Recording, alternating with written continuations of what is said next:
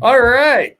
We're here for all the snowboarders of the internet that have questions. So if you got questions, get them in the chat box wherever it appears on your device so that we can answer your questions. Super chats do get a spin of the wheel. I've put a bunch of affiliate links to some screaming deals from Christy Sports Powder Daze sale down in the description as well for you guys. They're doing up to 60% off on some stuff. And I know that they've got a wheel on their website. So if you click it and get a spin, you'll be able to get like an additional 20 or 25% off or something like that. So we do have that going on there. We got TC in the stairwell again this week. One more week of stairwell after this. But yeah, we're going to try to answer all you guys' questions. And this is always a positive from Car Wreck. Hello, snowboarders of the internet. My house didn't get burnt down from the forest fire. Hooray. That's something we wanted to hear, that people did not get burned in the fires in Canada. And we've got our boy Kevin Bees, who picked up his mystery board this week with fun fact.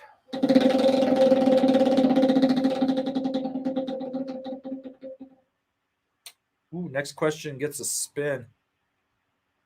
Oh, we got a good one here from Fat Chad's Tavern. Who is the most angry snowboarder outside of yourself, of course? Well, it used to be Mikey LeBlanc, but he's mellowed out in age.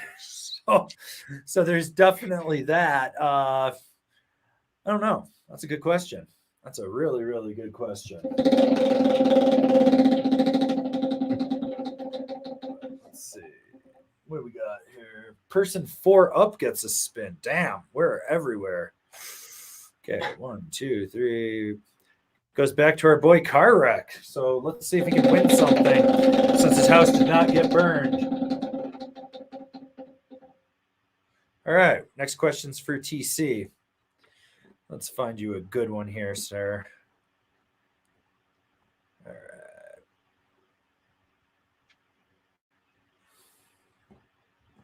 Let's find you a good question. Ooh, actually, we're going to do this PSA first from letters. Christy Sports, use a new login and code, welcome back 20 for an extra $20 off. That's really good. Yeah, click those affiliate links. Okay. Oh, we're going to take this question for you, TC. What's your opinion on Burton step-on split lifestyle bindings? It's terrible. I think we talked about this a little last week, but it's like, if you're too lazy to bend over to like strap in your bindings regularly, you're going to be too lazy to walk up the mountain. Like, I don't know who their target market is on this, because the people that are using the step-ons aren't going through all that effort to earn their turns. So I don't know what it's definitely a marketing ploy for sure. Like, what do you think about it? But like, I think those boots are going to just disintegrate faster than people think. So it's one of those things that's like cash grab, 100%. Yeah. So, all right. Let's see. We got a super chat from Letters. Degenerate spin from work again.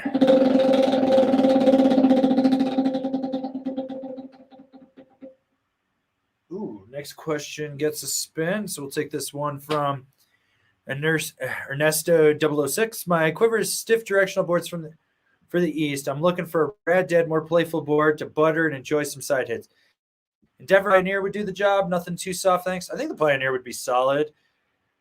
It's like right in that range of what you're looking for. It's middle of the road, so I say definitely go for it. I mean, you only rode the BOD, didn't you, TC? Yeah, only the BOD this year. Otherwise, I would think possibly like a K2 instrument too, if you wanted to stick with a little directional but softer. That might be a good choice for him. Okay. Well, let's see. Okay.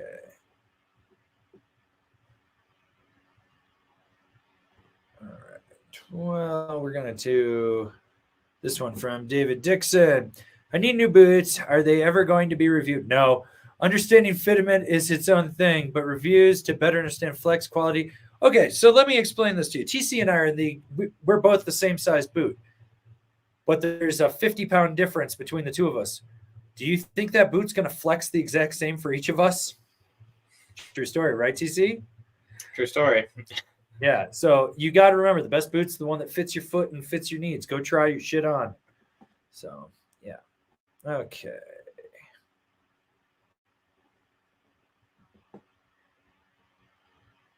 And as you look for the next one, just to like on the quality aspect, pretty much every major brand right now is making good quality shit.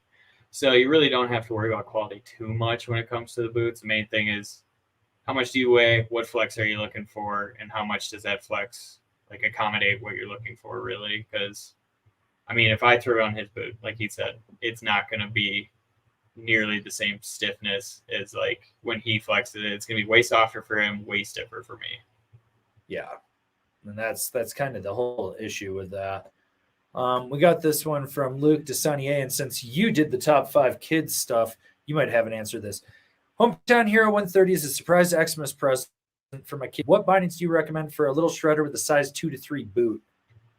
I would probably say the Union has a really good one with the Cadet Pro, I think the Cadet Pro comes in a size.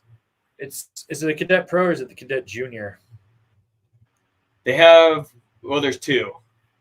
The Cadet Junior might be that 2 to 3, but I don't remember if the Pro goes down to that small.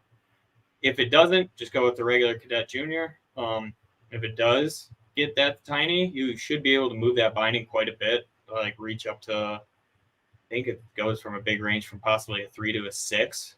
So I'd look into that one just so you can use that longer for the kid as well. Yeah.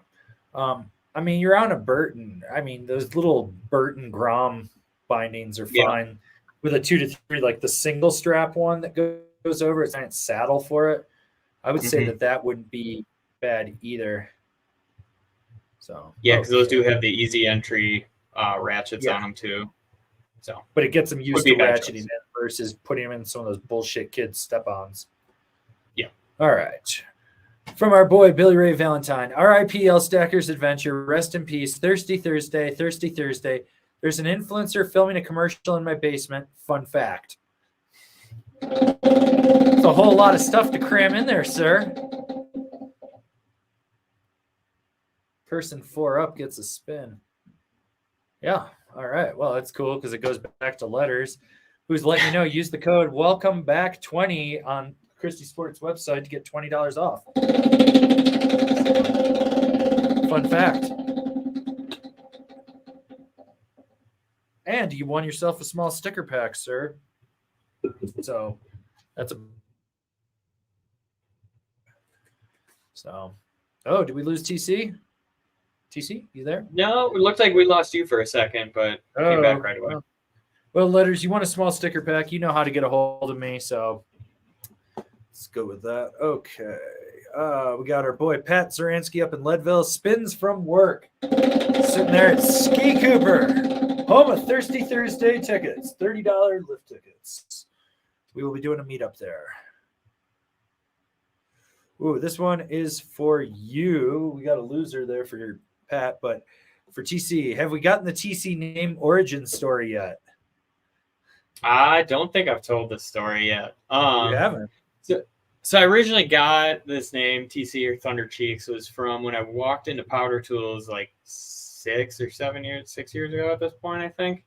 And I asked Bernie, the manager, I was like, you got a job, dude? And he's like, yeah, fill this out, Thunder Cheeks. And I guess right before I walked in, one of his old buddies is like a record producer in Philly and was singing the song Dirty Deeds and They're Done Dirt Cheap, but he used to say Dirty Deeds and the Thunder Cheeks. And him and Bernie and Curtis were laughing about it. And they're like, someone needs that nickname this year. And it just so happened I walked in, asked for a job. Bernie hands me the application and goes, here, fill this out, Thunder Cheeks. I'm like, cool. Fill out the whole thing, go through the whole like interview process. At the very end, he goes, so do you care if I call you Thunder Cheeks all year? I'm like, I don't give a shit what you call me. I just want the job. And then it stuck. And then a lot of people were like, I don't want to call you Thunder Cheeks. So we just shortened it to TC. And that's pretty much how it stuck. And that's all she wrote. That's I didn't even know your name was Aaron for the first year I knew you. Like I showed up one day and I was like, yo, where's Thunder Cheeks? And they're like, I don't know. Where's Aaron? And I was like, who the fuck's Aaron? It's either TC or Thunder Cheeks. And they're like, no, his real name is Aaron. And I was like, no, it's TC. And I was like, this is where we're going with this. And it said Thunder Cheeks on my name tag too, and I used to have people like look at my name tag when I was there and be like, oh, so you're from Colorado? And I was like, why do you say that? And they're like, well, your name's Thunder Cheeks, like your parents must be hippies. I'm like, no, my parents did not name me Thunder Cheeks, and they just turned so bright red and they're like, oh my god. Oh, okay. I'm like, yeah, what? Like, and then I had somebody ask if I was native, and I'm like, okay, that's no. It's okay. And he's just Lord Thunder Cheeks, king of the ass clap. Thunder Cheeks done dirt cheap. Thunder cheap. All right. Well, we got the super chat from Ian. Avery needs facial hair. Am I right? No, TC's got the mustache. He's holding it down.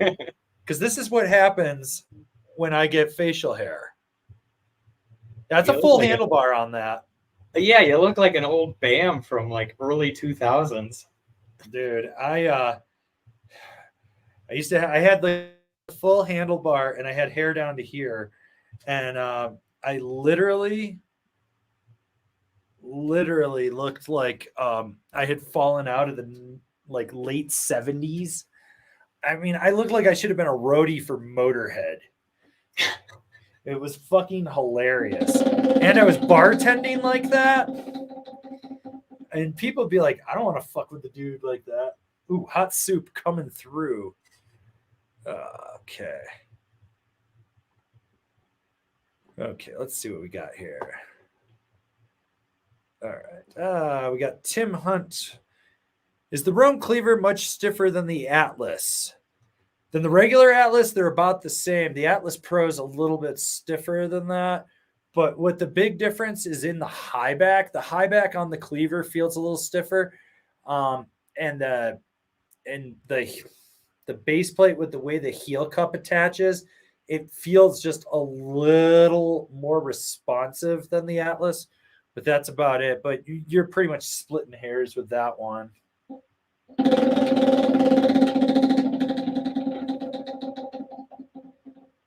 Ooh, Powder Daze. That's right. It's Christy Sports Powder Daze. Shameless plug because they bumped up our commission, and there seriously are some screaming deals, though. You were looking through there, right, TC? You found some stuff. I mean, their outerwear right now, like their Volcom outerwear especially, is like really good deals. Like you can get a pair of $600 Gooch pants for, I think it was like $350, $360, something like that. And that's like 3L stretch core. That's like their highest end shit. So, I mean, they got smoking deals. Well, they got the Longo pant for like $129 or $130. Yeah. They've got one of those soft shell, like DWR coated Volcom flannels for $89. Like I put some of the links to some of the deals down in the description for this video for you guys to click and whatnot. So there's definitely some good stuff out there for everyone. All right. Got this one from T-Turtle11. Hangry, will you be reviewing the new Nitro Phantom bindings? Not the regular Phantom, just the Phantom Plus, which got revamped. Okay.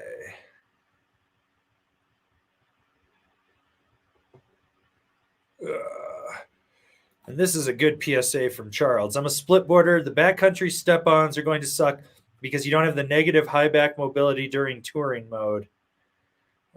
Yeah, that's fair. Okay. And we got this one from the dude. Have you or anyone you know experienced terrible customer service ordering process directly from Nidecker in Seattle, Washington? I've never had a problem anytime I've had to deal with them. Like, they're usually pretty on point. But, I mean, like everything in this world, customer service is super subjective. So, could be bad, could be good. You never know. All right. I'm going to take this one from Ellie Bisson. What do you think about the new Union Forces? I'm sold. Well, yep. Solid revamp on that.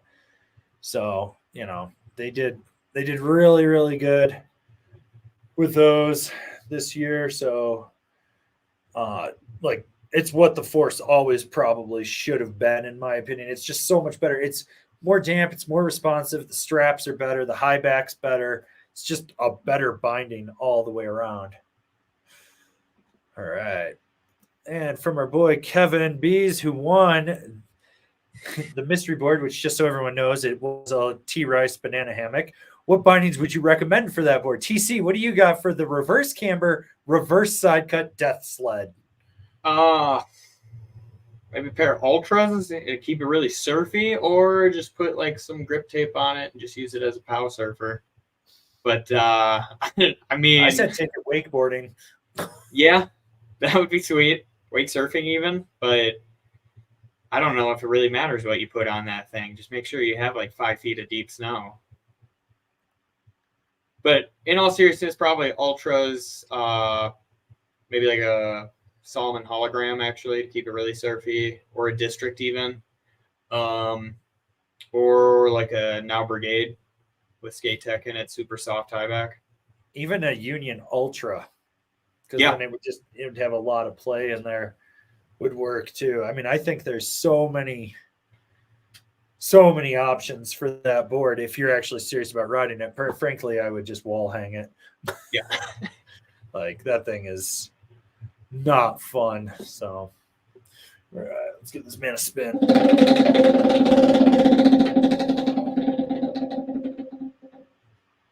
Spray them all on your banana hammock. Just don't die. So we got web number 11. Hey guys, do you think we've gone as far as we can with snowboard tech with boards like the Super DOA and the Mega Merc, etc.? Thanks. No, there's still room. There's always going to be room as there's new materials, there's new production methods, there's new epoxies, lacquers, everything. I think we're starting to get into that age of refinement and figuring out like what we can actually really do with snowboards versus like hitting the pinnacle of it. I think there's so much room for it. I mean, there's always going to be something new coming out. Yeah, I don't know. I see it as like almost like golf gear. Like if you look at like golf gear from like 30 years ago or 40 years ago, it's very similar to what it was like. And as we've gone like further, the tech has just gone crazy and everything. And it's pretty much, I think, going to do the same thing with us, where you didn't see a lot of change from like decade to decade. But then like once we've started now from like 2010 or so, like on, it's just going to keep like ramping up, I think, even more and more with all this fancy carbon or like other different forms of carbon without having to be so like not economically like eco-friendly, I would say. That's the other thing. Like the eco-friendly stuff just keeps getting better year after year too. Mm-hmm. Like I'm starting to see more stuff that makes sense. Like what Rome's doing with their flax wall and their flax impact plates.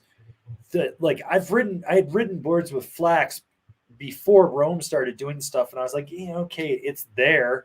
And then they did that impact and that side in that flex sidewall, and I was like, this actually makes more sense, like the way that they did it, and they blended it with carbon, and I was like, this actually works. So I think we're in an incremental jump right now with stuff. It'll probably slow down, my guess 2 to 5 seasons, somewhere in there, and then we'll have like a lull, and then it will come back again. So I see we got 125 people in here. If you're just getting in here, get your questions in the chat box. We're going to try to answer them. Super chats, get a spin of the wheel. Don't forget, we got a poll as well in the chat box. And we're just asking where you guys are buying your local gear or where you're taking advantage of preseason sales. So I see we got 128 votes in there. So I know a bunch of you haven't voted yet, you sinners, heathens. So we got this one from Nick Larson. Do you feel like you need more tech? Take it away, sir. I honestly don't think so. Like, but now that we say that, we go in 10 years and we're like, can't believe we were riding boards like that back in the day. So I don't know if we need more tech, but I think we just need more, like, different tech maybe. There's some tech. So the whole point of like the Explain series that comes out on Mondays and Fridays is to break down the tech that we're using. And part of that is when I finish it off before I do the sign off for it, I'll answer the question of, do you need it? Do you not need it? it's a 50-50 on some stuff working in that, but a lot of it I'm like, no, you actually don't need it because it's not really going to do anything. And some of it is marketing spin and spiel and shit. And some stuff you're like, wow, this actually makes sense, and this is actually working for what I want. So, I think as we go further along in snowboarding, companies are going to stop pushing all the bullshit stuff that they're doing and the marketing spiel and be like, look, this literally just works. This is it. This is what you need. So, yeah.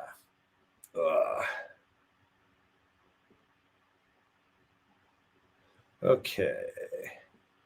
Take this one from DeBarris. Quiver killer for powing groomers with good edge hold and fun for resort riding.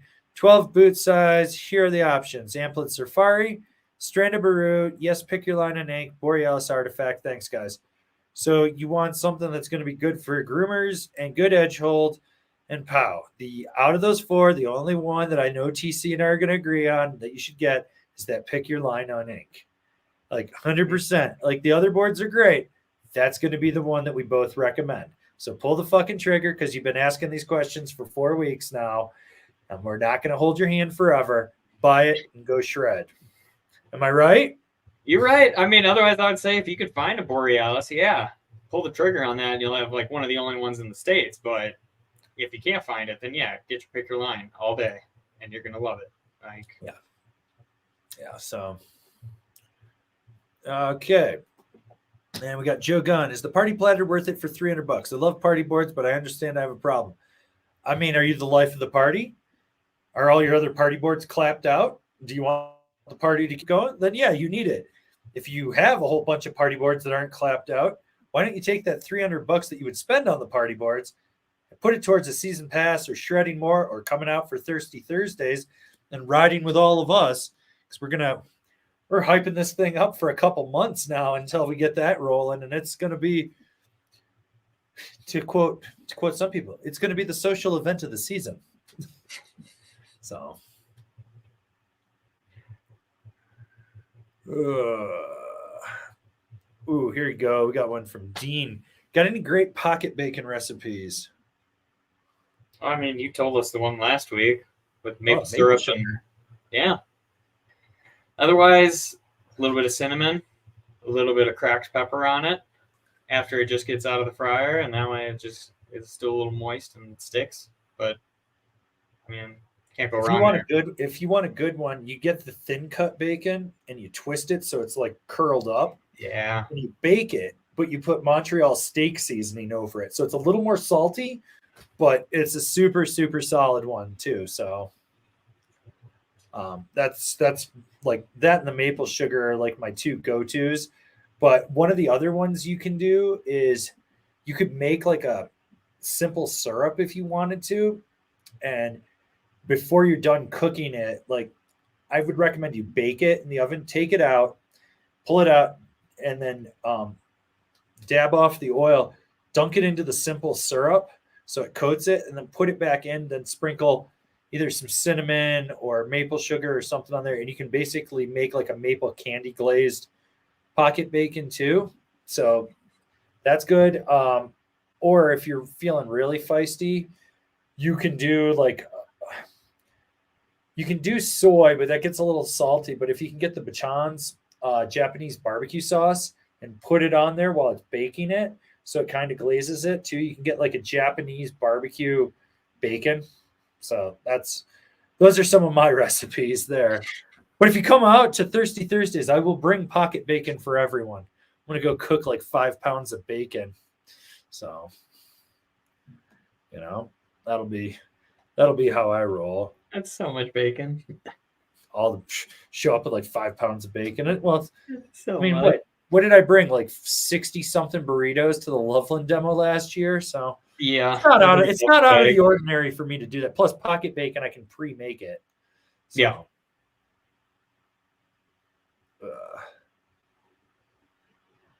All right. We got Isaac. I just picked up a Solomon Sleepwalker. What binding should I get with it? Going to be in the park all season. I'm thinking Union Ultras, maybe a Battalion Blaster. What do you have, TC? Let's think a District Pro or possibly just a regular District. If the Pro isn't in your price range, you want to keep it super soft. Otherwise, yeah, an Ultra would be good, or even a Strata. I Yeah. think would be a great choice for it, because an Ultra is pretty much costing just as much as a Sleepwalker does at that rate.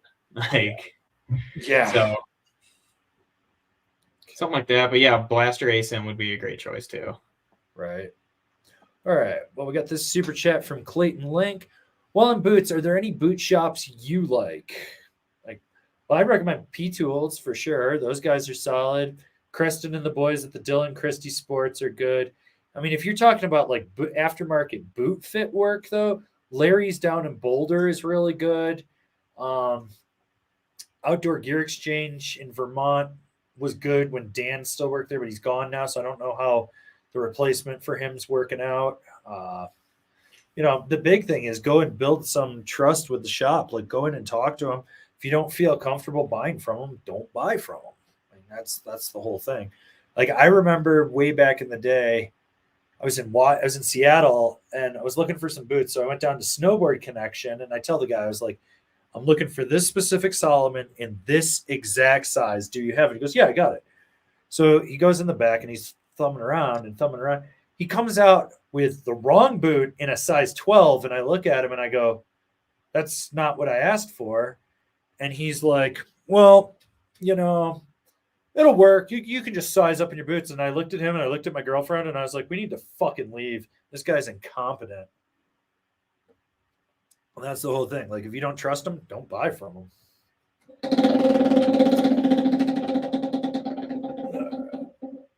Ooh, remember to subscribe, people. Remember to subscribe.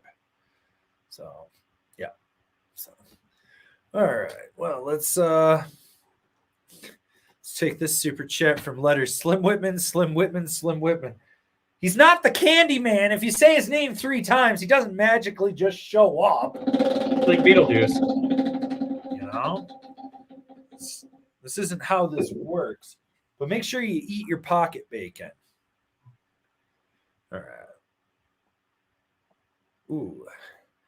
Here's one for you from Carvey Keitel. Recommend a board for my 4-year-old daughter's first year of riding. I mean, pretty much all those young kids, or like all those ground boards are going to work, but like I would say going with like a Ride Lowrider. They come in, I think, size 70 is their smallest, 70 centimeters. Yeah, something like that. Otherwise, I think it's the Vandal by K2 as well. Pretty much the same thing, but nice durable board that'll last a while, and it'll get a feel for a real board with good edges, that sort of thing. Otherwise, the Ripper by Nitro as well. Just a good solid board that you can ride switch on, all that stuff, but real mellow, nice and easy for them to just track straight on, really. All right. So we got Channing 19, not to be confused with Channing Tatum. What are the boot dryer things you've mentioned in the past? The Drysure boot dryers, they're on Amazon for like $35. And they're just slip-ins that you put in your boot after you get done off the hill. So like if you're taking your boots off to get in the car or whatever, you just drop them in and then they're good by the next day. Because it's just activated charcoal and like banana husks or something like that. So, all right. Okay. Well, we got one here. Super chat from Rockwell Cooper. Spin for the sweet release of death. Whew, that was dark. We'll give you a big spin for that one, buddy. A big one. So, all right. Well, you won yourself a small sticker pack. So you don't get death. Instead, you get an envelope from me. So make sure you email me info@angrysnowboarder.com and I will get that in the mail to you. So, yeah. info@angrysnowboarder.com. Make sure you put your address in there and we're good to go.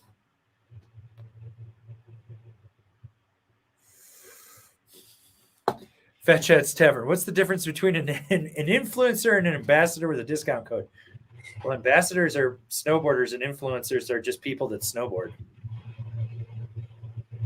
Yeah. Okay. Sounds like a good setup for a joke, though. It could be. You never know.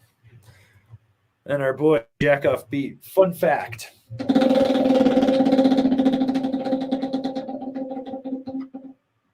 Remember to subscribe. Okay.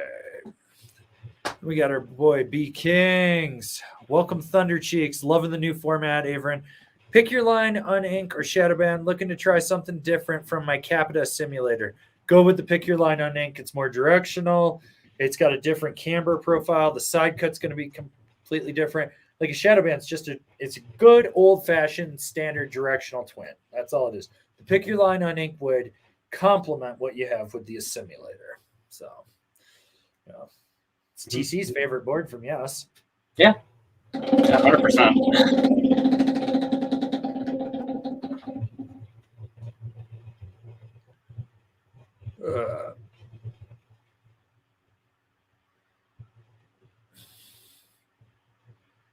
Okay, let's see. All right. Well, I know we're a little bit behind on some of these questions, so we're like 20 minutes back. So we got Rusty Trombone. Hi, Angry. I know that the review of the K2 Hypnotist is not out yet. I just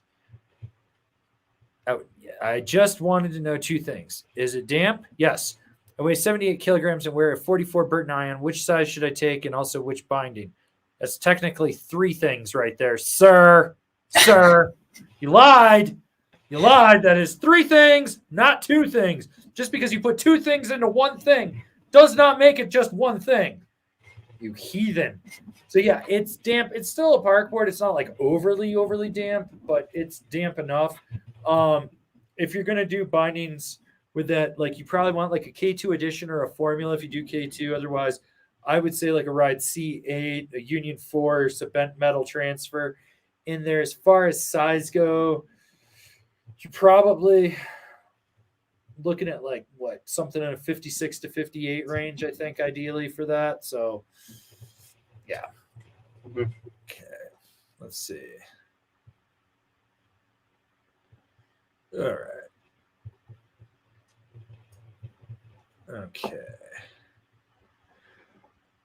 Okay. This is a good question from Nick Larson. Who would you like to see compete in the Natural Selection Tour this year? TC, top 5 picks. Top 5 picks. Well, it depends. Are we allowed to pick people that have already competed in it? Yes. Or are we yes. okay. It's sky's the limit. Okay. As long as they're alive. If they're dead, they can't. I mean, I really like watching Torkstein in it. Like, he's one of my favorites. Backstrom was super fun to watch.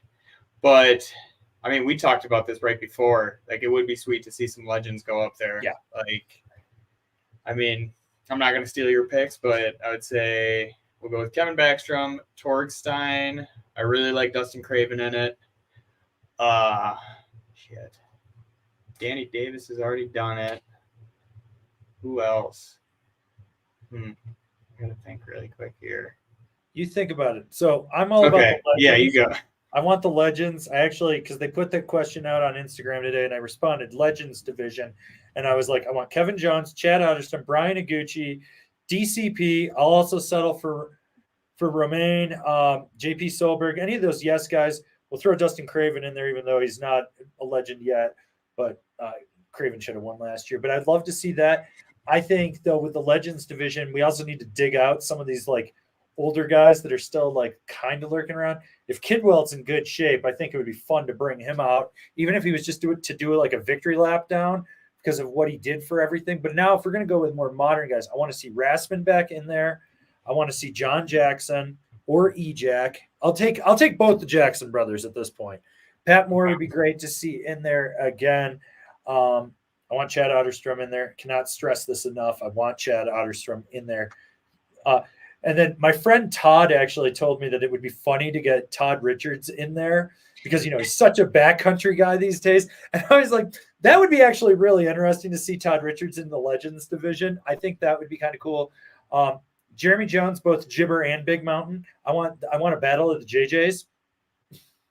So that would be really cool. On the women's side, I love watching Hannah in there. And Zoe is super solid in there. Someone pointed this out, and I think she's ready for it. Erica Vikander would be really cool to see in there as well.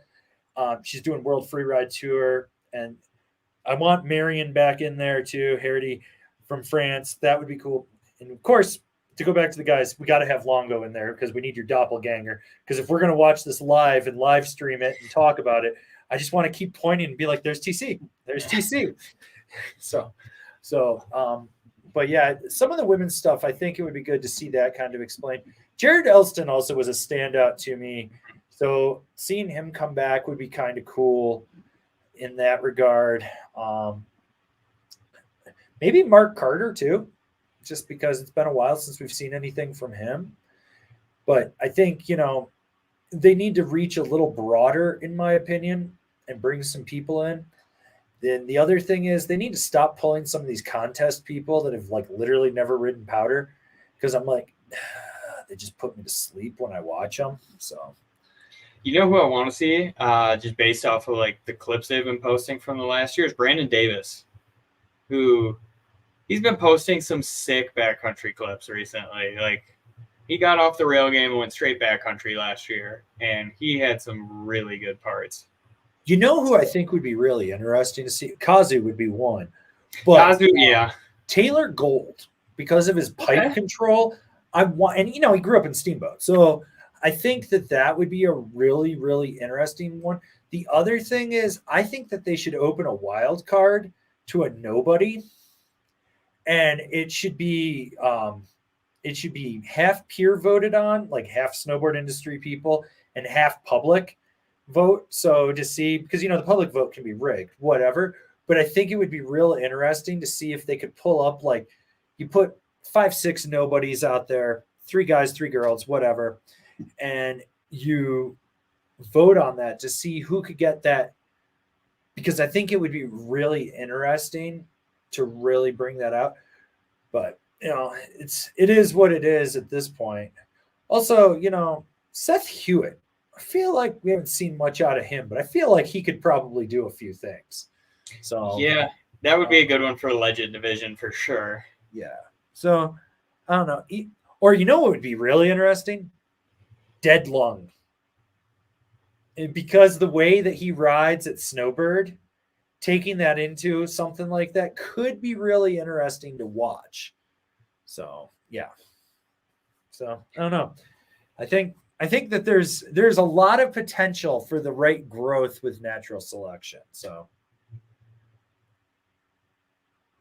okay. From our boy Fat Chad's Tavern, have you physically tested Klew bindings? We're actually trying to get a set right now.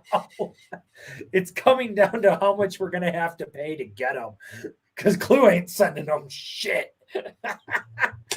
But one of the guys in our Discord actually reached out to me and was like, "Hey, we've got a couple pairs at my shop. This is what the price would be in there." But he sent me a video of them, and he goes, "You got to look at this." And it's like, there is all sorts of manufacturing flaws in it, to the point I'm like, they fucking are trying to sell this for $600. Ugh, gross. So yeah. Okay. All right. We'll take this one from Hades Pelorius. Hey guys, thoughts on the K2 Hypnotist comparable boards? I really like the Hypnotist. It was a board that wasn't in the K2 line, and now it's there. It's like a solid, stiffer twin jump board. Like, in comparison, it's like your Capita Outsiders. It's kind of bordering on the Nitro Beast or a Team Pro, but I feel it like it's kind of in between those two of those. Like a Ride bench warmer. Let's see what else is out there. Huck Knife Pro. Like the new Huck Knife Pro is kind of on that too. So there's a bunch of them there. All right. Okay. Let's see.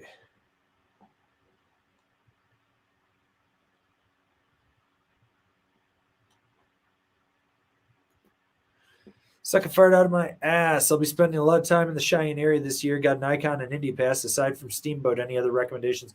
I mean, if you're in Cheyenne, you can make it to Copper, and that's easy enough. Blow past Winter Park and Eldora, so you got that going for you. But if you're in Steamboat, I mean, it's only 2.5 hours to get to Copper. So, plus, if you got the full blown Icon, you might as well go over to Aspen for a little bit too. Okay.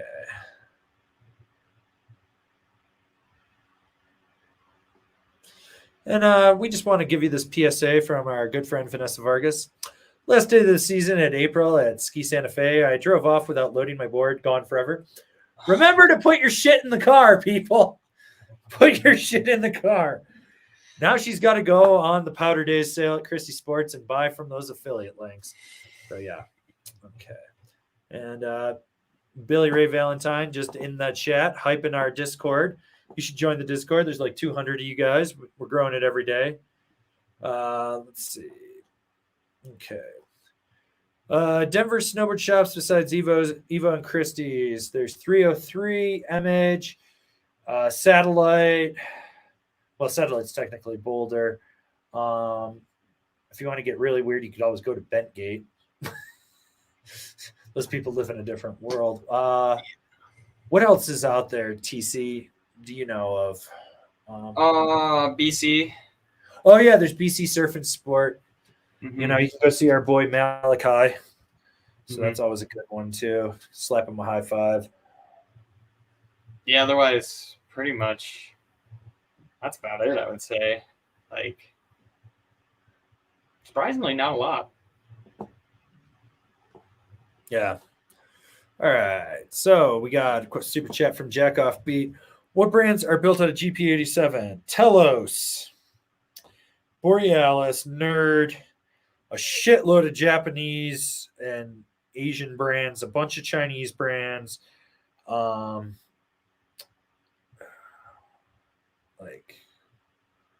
who else? I'm trying to think. Right now, off the top of my head, that's like what I've got so far. I know there's more, just can't think of them.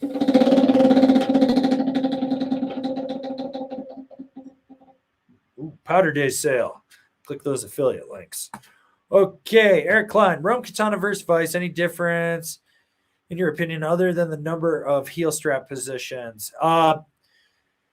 So yeah, I mean that's really the big one is the pivot mount and then the high back canting on there. If you're on a budget, get the Vice. If you need extra adjustments, then you go with the Katana. But either of those are super solid. Supposedly the dampening in the Vice is a little less than the Katana. I've never noticed it. Yeah, so.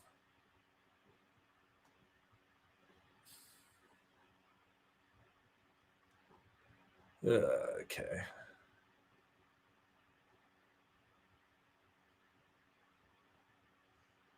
Okay. All right. Let's see. Take this one from Elvar Carmona. Averton TC, do you rock bibs or pants? Also love the new format in the top fives. You guys nailed it. Well, thank you for that. That's really all Ben's. Ben makes us look good in the top fives. That's not me. It's just literally I took all hands off and was just like, make things happen. What are you, bibs or pants guy, TC? I'm bibs this year. I was pants since I was like 13 years old. I grew up with bibs like since I was super young. But this year I'm bibs. And I like them. I don't really mind them, actually. I'm a big pant guy. Something about the constriction of bibs that freaks me out.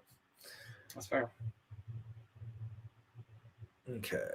We got this one from Letters. How much forward lean is actually molded into the Union Ultra? I bought some for my slush slasher. They claim 6 degrees, but if you look at it, I don't even think it's 2. Like, it's... If you give me a minute, I can go grab a pair. Yeah, I was gonna say it was about 3, like what you naturally get from a binding. I don't think they really did anything out of the ordinary or special. So if you look at this, there's a little bit, but that I don't even think that's 6 degrees. Like they claim that it is, but by and large, like I was gonna say, do you have a boot next to you? Yeah, that's what I'm trying to grab right now.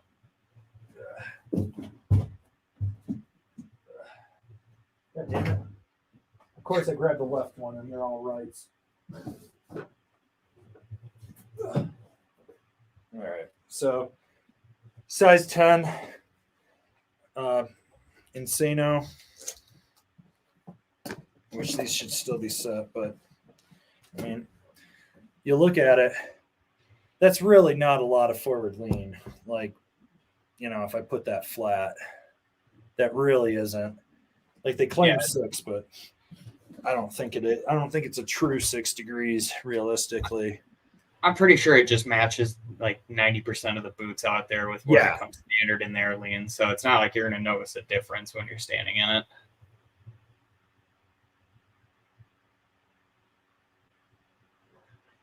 All right. And good old Fat Chad's Tavern with the 99-cent super chat. I do know who Fat Chad's Tavern is. Stoked that you're in here, buddy. Thank you for everything you do. Okay, here we go. From Angel Garcia. Hangry, would the Now Select Pros pair up well with the Yes Hybrid Uninc? Yes, 100%. I love the hybrid. That is such a good board. Like, that's a super solid setup. You agree? Yep, 100%. Love those bindings, and I've heard nothing but good things about the board. I didn't get to ride it this year, but yeah, love that binding. All right. Take this one from BZ. Hey guys, I got into snowboarding a few seasons ago and learned on a K2 ray gun. I'm 6'7", 230 pounds, and wear a size 13, and I might have 6 toes on each foot. What route do you think I should go for an all-mountain freestyle board? Volume shifted? I mean, it wouldn't hurt. Yeah. Kind of comes down to what camber profile you want, but you got options. That's the good thing. So, like, you want an all-mountain freestyle board, so you're looking Warpig, Telos Backslash, Rome Service Dog. Let's see, K2 Party Platter, of course. You could even do a Spring Break Powder Twin because it's so wide. Marhar Lumberjack or Lumberjack X. You got options. Am I missing anything, TC? Well, if he's 6'7", 230, I would almost look at possibly getting like a Super Pig instead, just to like support all of that weight. Yeah. So, depending on how athletic you are and how confident you are in your snowboarding, maybe go Super Pig instead. But otherwise, I mean, you pretty much nailed it on the head there. Like, I don't know what I'm trying to think. Like, what else would be a great choice that's volume shifted like that? Because I don't think a Warka is enough for him. So, I mean, I think you're in the money. I mean, you could go to a hybrid, I guess. Yeah. From Yes. Possibly a standard. The regular, I would say. I don't know about the Uninc, depending on your skill level, but yeah, probably Amplid will have a few for you as well. So you could probably do like a data, unless you want it really. That might be too soft for you. So,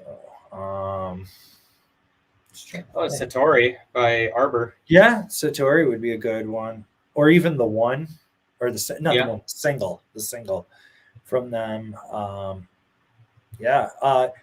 mean, you could go to like Nidecker and do like the Escape or Escape Plus or the Play or Play Plus. No, it's the Escape. That's the one you want because they make an ultra wide in it, like a literal fucking ultra wide. Like this thing will fit like a size 15 boot. So, So, all right.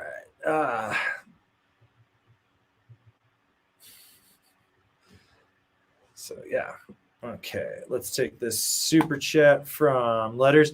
Bring back the I Shredded Today stickers. They haven't gone anywhere. I'm trying to get the new store moved over to Shopify and LinkedIn. And when I do, and I get it all set up, I'm going to put some more I Shredded merchandise up too. So we'll get that for you guys as well. Powder Daze, which kind of ties into this one from Ginger Boardman V2. Sent my wife the affiliate link for Christie's. If she has to ski, at least she can give money to snowboarders. I like that. Appreciate that. Okay.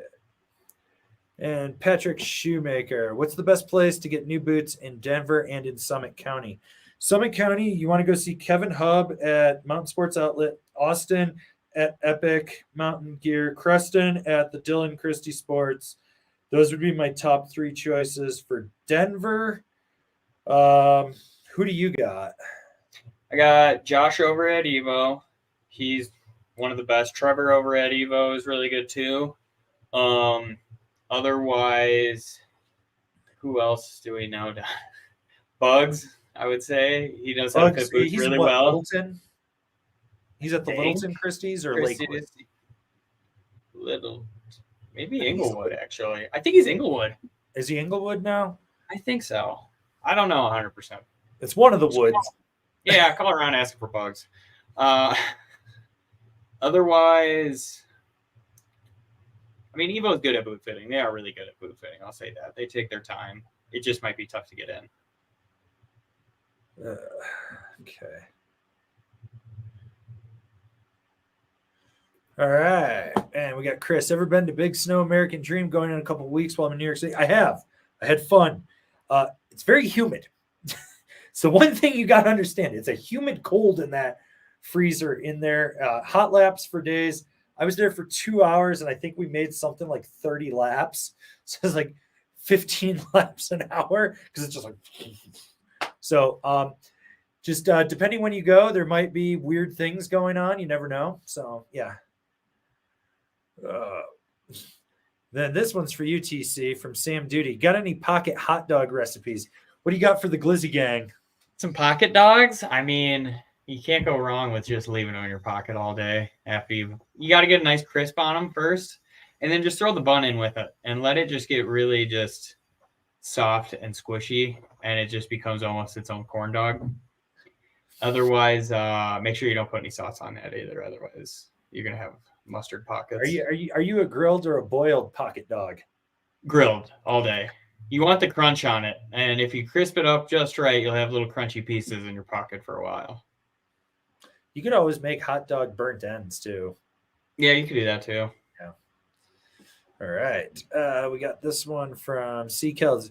Angry and TC, I've been looking for a damp free ride board. Am I out? You're back. I'm back. Okay. Yeah. I've just started looking at the Karua transition finder in a 160. Is it too wide for any tree riding, and is it too chattery in the chop? I mean, if you're looking at a Karua and you're looking more for a damp free ride board, you'd probably be better off looking at the Pencil Plus, or even just going with the Pencil. The transition finder will work, but it just has more of a freestyle flair for damp free ride boards. Like, you'd be better off going to looking at something from LibTech. They tend to be a little more damp. Even some of the Jones stuff, like that Ultra Flagship, has really good dampening underfoot. With Ride, depends how stiff you want to go, because you could always get the Commissioner and just hate your fucking life. Or in that, but like other stuff that's out there that's damp. The Orcas are damp. That's free ride specific. That Mountain Pig from Ride. What am I forgetting, TC? Pea Seeker, which would be great in the trees. Yeah. But really narrow waist width on that one. Otherwise, you can do the deep fake. I forgot about that. You can do a deep fake or Berserker, where that's going to be super nimble. Otherwise, Alchemist, that is damp. But yeah, that's in that Commissioner range, where you're like, yeah, you want to ride that hard. Otherwise, death. Mm-hmm. Yeah. So I don't know. I feel like the sky's kind of limited. Like even if you go over to Nidecker and you start looking at like the Mega Light, the Ultra Light, depending what stiffness you want, or you go, because you rode that gun and that was fairly damp, wasn't it? That was very damp, actually. Mosquito, there's the Smoke from them. Steely D from LibTech too. That's another one. It's got that weird 3D shaping too. So, all right. Sorry if everyone can hear that hammering. They're putting a roof on a building next to me. Can you hear it, TC? Now I can. Try to angle that away. Assholes. Okay, so we got our boy Billy Ray Valentine. Thirsty Thursday, 2/22/24. Welcome back, Vanessa. RIP L-Stacker's Adventure. Rest in peace. Montreal Steak Spice really should be part of the conversation. Do you agree or disagree with that part? I mean, it is good stuff. Are you a Montreal steak spice guy? If I got a shitty steak, yeah, I'm gonna put that on with maybe the spicy one. Even if I'm gonna do like steak tacos, I'll do that for sure. Otherwise, there's way better all spices out there than Montreal. Yeah.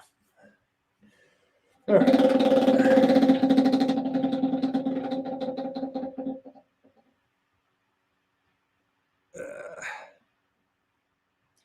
Well, David, won yourself a small sticker pack. You get nothing though,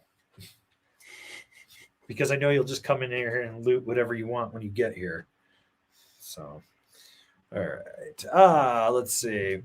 And we got this one from Laban. What the fuck is Thirsty Thursday? Ski Cooper and outside Leadville, Colorado, does a promotion on Thursdays for $30 lift tickets if you buy them 48 hours in advance. And so what we were trying to do is meet up there because $30 lift tickets are cheap. And it's just a small, old school resort, 2 chairlifts, 3 rope tows. You can literally point it as fast as you want because you're never really going to get to top speed before you hit the bottom of the resort. But it's just a fun little place to go party board. We did a meetup last year. There was about, I think we had about like 14 counting all of us there, but we're trying to get more. So yeah. All right. I mean, this is actually a factual statement. Brings 5 pounds of pocket bacon, eats 4 pounds by himself. I mean, I think the most bacon I've ever eaten in one sitting was 5 pounds, and I do not recommend it. The meat sweats is real. Oh God. Yeah. Okay. And then we got Monkey Pawism. Best binding for the K2 Passport. So the new K2 edition is going to be the best matchup for that. If you want something a little stiffer, go up to the K2 Bond. Ride C8 would be there. What are 3 that you got, TC? I'd probably go like a Jones Mercury. I would also think like the New Force. Or the Battalion Astro full wrap. Full wrap, yeah. Full wrap. Not the ASIM, the full wrap. No, you want the full wrap on that. So yeah. Okay.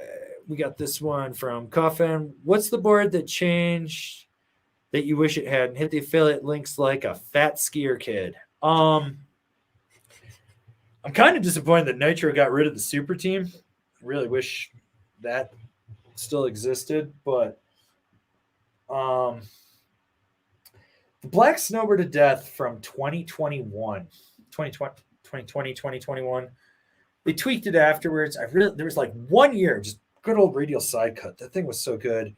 And that was just one that always stood out to me. That I was like, yeah, this thing just feels solid. What about you? What's your one that they changed that you regret? The Captain Mercury from a few years ago. Oh, when they added that extra 4 millimeters of effective edge for Longo? Yeah, that one was sick. That one was a lot of fun, and it held an edge so much better than I feel like the new one does. But that would be one, and then, I mean, don't get rid of the Team Manifest, but, you know. Yeah.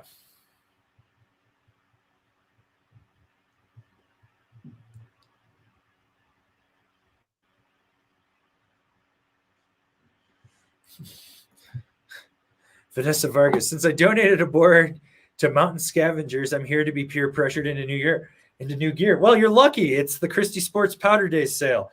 Slam that affiliate link in the description. Save yourself up to 60%, and also spin the wheel on their website. You might get a better discount, you know? So yeah, there's that for you.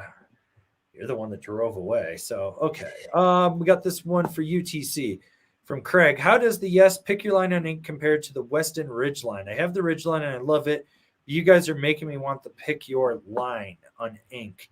So I'm trying to remember if I rode the Ridgeline. I don't think I've ridden that one, but essentially, I think that's the one that replaced the 10th Mountain Division. I don't know. I don't pay attention to Weston. I'll be honest. I've just given up. I've completely just given up. So, well, first off, I mean, the Pick Your Line is going to be lighter than the Weston is, right off the bat. Like, that's a light. I'm pretty sure about that. Because they have that. Weston's made a GP87, so it's not a heavy board. Their stuff isn't heavy now. Oh, it's not anymore? No, they had like that 2-year time frame where their shit was kind of like heavy, and then after that they've gotten lighter. Okay. Yeah, so I don't know. All right, we got a super chat from Bubble Skunker. Come from directional boards. Want to level up switch riding butters early season. Is the party mod a good fit, or will I miss camber?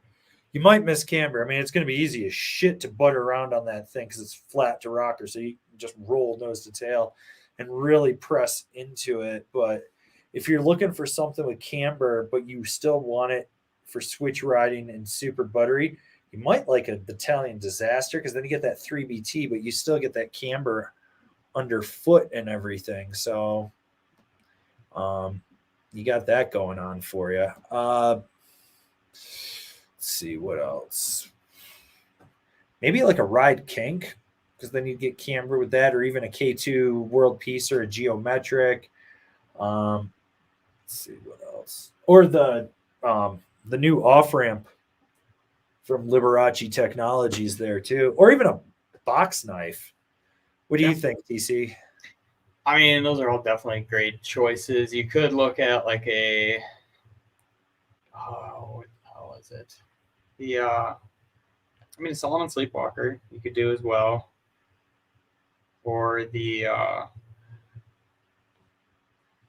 shit, I'm drawing a blank right now. Sleepwalker wouldn't be bad too from Solomon. That's playful. What else is out there? Even a Ride Zero. Yeah.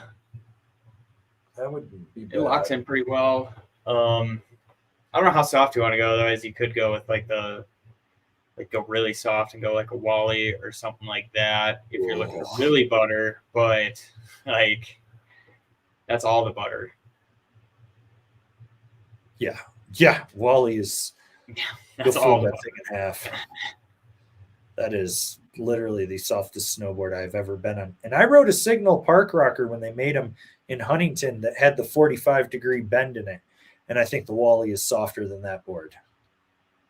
And the Audit buttered really well as well. Or the Adit? Oh, the Telesa Adit? Yeah. Yeah, that's another one. Powder Daze! Powder Daze. We got the Powder Daze going on here. All right.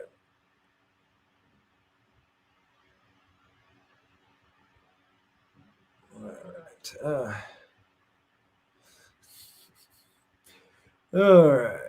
Okay.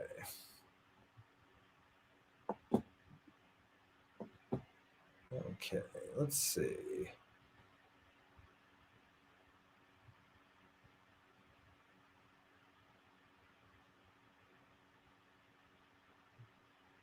Okay, let's see. We'll take this one from Francois Seguin.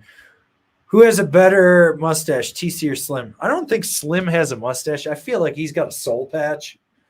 Just a soul patch. Just right there. Slim right behind you does have that pervy mustache. So, I mean, that Slim does for sure. I'm going Slim. I mean, well, hang on. Let's take a look at this. I mean, if we're going to go with the real Slim Whitman, I mean, we could go with that one. That's a solid mustache. Another solid option there.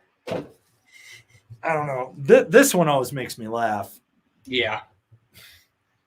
And then, he's got some hard candy in his pocket on that one. Oh, dude. This is the guy that your grandmother brings to church because she started dating him after your grandfather died. Yeah. You know. But then you got this one that is very, pencil thin mustache, like John Waters-esque almost. Like, you're just waiting for him to bust out a copy of Crybaby or Pecker or something like that, or Pink Flamingos, and you're like, oh, creepy.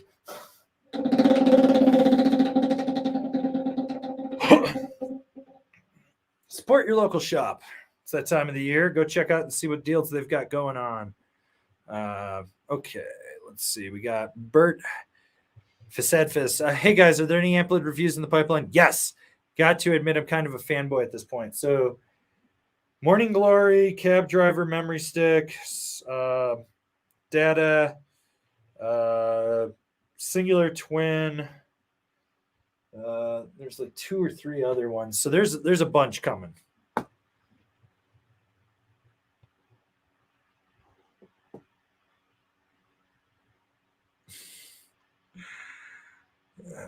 So I love this. Someone just noticed the new background for being Powder Tools, and they're like, congratulations for being sponsored. And it's like, well, we're not sponsored by Powder Tools, but the photo in the background is hilarious because it's Bernie the manager, our friend Travis, former intern Travis. Carl's lurking in there, B Unit's friend. So let's see what and some random guy that we have no idea who he is. Yeah. Okay, let's see what we got here. Manos Fikaras. Hey, Avran, how many days do you get out of your Remind insoles, and do you prefer the classics or the impact ones? I've used both. The impacts sit a little higher for me than I like, so I tend to ride the regular ones. I typically can get like 2 pairs of boots out of them because I pulled the old liners and put them in the new shell. So I'd say that I roughly go maybe like 300 days of riding before I swap them out. So yeah. Okay. And then we got this one from Tom O'Connor. Hey guys, how does the new Capita Resort Twin compare to the Assimilator? It's not asymmetrical. So that's the big difference with it. It doesn't have that deeper heel side cut. Personally, I think it's a little more damp than the Assimilator, and it's similar snap. It might be just a hair more poppy, but it's definitely more damp. So yeah. Okay, let's take this one from HG 24 Now Drive Pro versus the 24 Jones Mercury versus IS versus Is Skate Tech worth it? Going on an Endeavor Maverick. Well, you're a Mercury guy. What do you think? I mean, I think Skate Tech's worth it general. I didn't ride the Drive Pro this year. I rode the regular drives. I rode the Pro. It's stiffer than the Mercury. The Pro is the equivalent to the Mercury, I think. Yeah. Or close to it. Yeah, so I would say it's very similar. Like Mercury has a little bit more play side to side when you're like tweaking grabs and that sort of thing. It does still have a stiff high back in the center. So when you're going heel toe, it's great, but side to side, it gives you a little bit more freestyle play to it, where the Pros are just going to lock you down more. Both of them are going to have great straps on them. I like the Jones straps a little bit more, but you're pretty much looking Pro, a little bit stiffer, more chargy, where the Mercury is going to be a little bit more freestyle, but still be able to charge on it.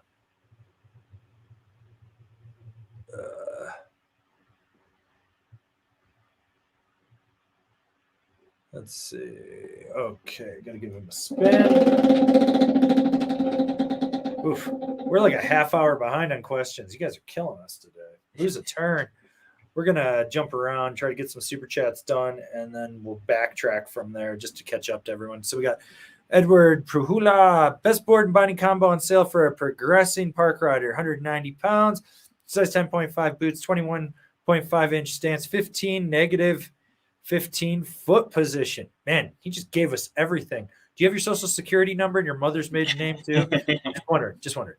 What would be your top 2 picks for board binding combo for this man?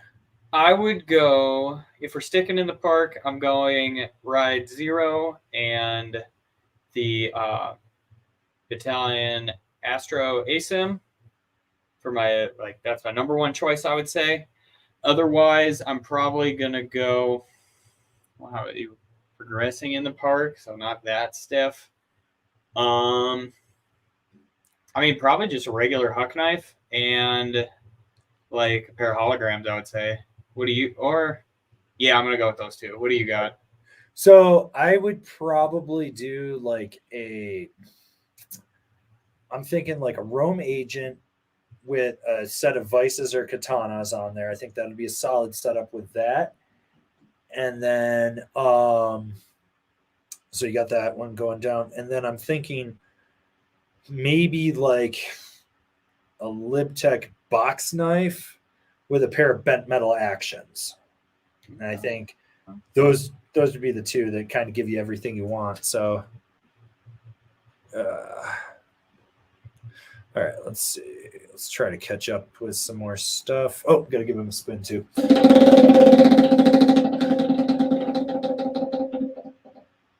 Person 4 up gets a spin. So 1, 2, 3, 4. It's our moderator, Billy Ray Valentine, who just wants everyone to know that Victoria Jalous should be in the women's legend division, and I totally agree with that for now.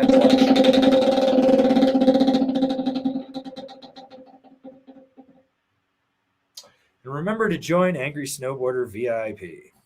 Just like the little scrolling thing says at the bottom. We got that little ticker going on. All right. And we got another super chat from Edward Prula. Also, I appreciate all that you do, Averin, and folks supporting. Well, we couldn't do it without you guys. You guys literally are the ones that like mystifies me every day that my job is to talk about snowboarding. Like, I don't. 16-year-old me is stoked. How about you? How does 16-year-old feel about TC getting a job to ride snowboards? I mean, pretty stoked, being like, what the hell? Like, that's out of left field. So, yeah, 16-year-old me is stoked. Especially here's the real question. Don't consider it a real job. Well, here's the real question, since you were just back visiting the family. How do they feel about you having this job? Oh, my dad, he was hilarious. He's like, I taught you like how to lay brick and to like work with concrete since you were like 5. Well, I taught you trades. What are you doing? Like, this is what you're doing now? I'm like, yeah, Dad, I don't have to walk around like a hunchback or anything. This is awesome. You don't have to have hands that are like this big because they're just inflamed. Yeah. And I'm like, I'm doing great. And he's like, come on. Like, but he supports it. Is he pissed that he didn't take over the restaurant for him? No. He was like, this could have been yours. And I'm like, nah, it's fine. I was like, you guys get to retire and maybe you get to come and see me more. He goes, I'm not doing that. I'm like, okay, sounds good to me. It's okay. My dad has no clue what I actually do. It's just over his 78-year-old head. My mom has a better understanding, but my favorite is my 97-year-old grandmother thinks I'm a snowboard instructor. Okay, that's pretty good. My grandma thinks I make commercials for snowboarding companies. She goes, I never see any snowboard commercials. I'm like, Grandma, like, I don't know what to tell you. Like, she goes, that's cool. What channel do I need to turn on? I'm like, it's not on the TV. And she goes, well, I don't get this. And I'm like, it's okay.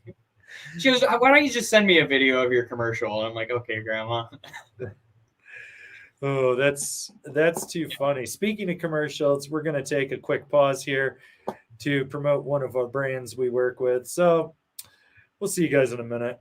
Okay, guys, time for a product endorsement that we're actually paid for, which is a rarity around here because no one else wants to pay us for anything, contrary to popular belief. But we have no problem taking the money from CB Daze. Why? Because we believe in their product. It helps us. I have a lot of ailments. I have arthritis. I have missing cartilage in my body. I probably shouldn't even be able to walk, let alone talk to you between the brain damage and the body damage. But here I am, promoting a product that I fully believe in, and that is the OG Muscle Gel. CB Daze has been awesome. I have been using this for 2+ years. This is what helps me get through a really long season, and I ride typically 130 to 160 days a year. This changes everything. But you know what? I'm not the only one that's endorsing it. We got professional athletes, we got influencers, which those people really don't matter, and my mom. My mom fully endorses this. Are you at the shopping cart page on CB Daze website? You getting ready to check out? Why don't you use code ANGRY20? Save yourself 20% on this and get yourself a really good deal. You know you want to. Trust me. Just trust me. All right. Well, that was a shameless plug, so we're good. But thank you to the one sponsor we have for the show. If you own a snowboard brand and you want to sponsor us, please reach out. We're poor. We're cheap. You will reach people though. So I mean, I'm live streaming from a stairwell, so yeah, for one more week. We got one more week in the stairwell, and then you're in the new location. I mean, I feel like Harry Potter. I've got the altar of snowboarding behind me, which was made out of a waterbed frame. Bring back Someone asked me waterbeds. that, like, is that a waterbed frame? And I was like, 100%. Totally chopped it up. Originally, I was going to put one of those electric fireplaces in it, so it looked like a fireplace thing. And that just never worked out, and I gave up on it. So, all right. We got another one from our boy, Kevin Bees. So, wife's biggest concern with buying the Capita Mercury is how it handles in rutted out areas and chunder. She's also curious about how much it chatters versus the Psycho Candy, her current deck. It's the way to describe it is it's not as reactive as the Psycho Candy because the carbon layups are different. So it will feel a little more damp underfoot, but that rocker in the nose is going to resonate back.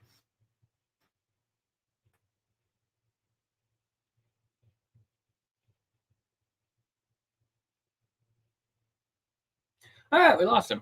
So I think where he's going with this is your Psycho Candy and the Reddit stuff is probably going to be. Oh, you're back. All right, you want to finish keep that? going. You got your okay. going. I was like, Psycho Candy's probably going to hold up in that better rutted stuff where it's not going to try to wander on you or anything, and it's going to be a little bit more damp. Where, because Mercury does have a glass top sheet on it, you will kind of feel that with the longer rocker in the nose. Kind of want to like pop over the chunder a little bit more, or possibly what I've had in the past, depending on.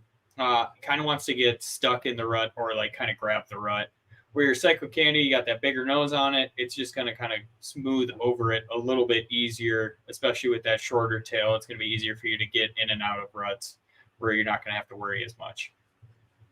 Yeah. Is that where you're going with it? That's exactly where I was going with it. I mean, Okay. The big thing is just because the shaping is so different on the Mercury because it's just a directional twin. So you get that vibration from that rocker in the nose coming back underfoot. And when you hit those bigger things, they start to impact it a little more. And that's really it. And, you know, the reactivity is different. You're kind of splitting hairs at this point. It just comes down to the shaping. So, but let's give this man a spin.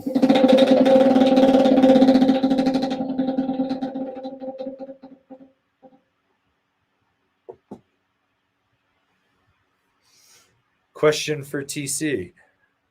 Modelo for the homies? I love good Modelo. I figured. I know you do. You like Love those good Mexican Modelo, beers. good Pacifico. Yep. Yeah. I don't drink. I'm missing organs.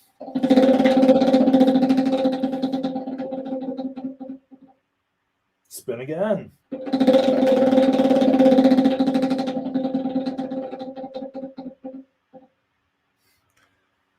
Well, this is perfect because it's a question for TC from Kevin Bees. Does TC have a vasectomy and will it affect us petting him? Hashtag spin for Slim. Hashtag spin for handsome Justin. Somebody met handsome Justin at Castaways. No, I don't. I'm too young for that. I don't know, man. You're turning 30. I know. It's getting to that age. Decisions have to be made. You know, adopting another dog is a beautiful thing. I mean, yeah, I could go for another Rottweiler. That would be awesome. I would love you to get another Rottweiler puppy. Yeah, that'd be sweet. I would love another. You'd have the energy to play with my dog. Yeah, that's true. It would. I think it would just annoy my current dog, though. Like he's too docile for anything like that. He's just a gentle giant. Yeah.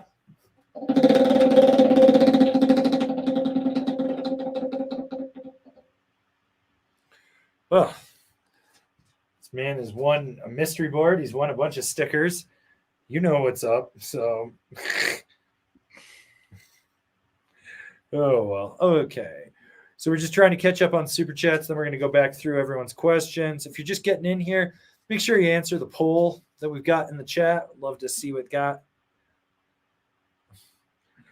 Okay. Let's see. My knees are cheese. Special package incoming. Should hit your box next week. Also, spin to save Slim's soul.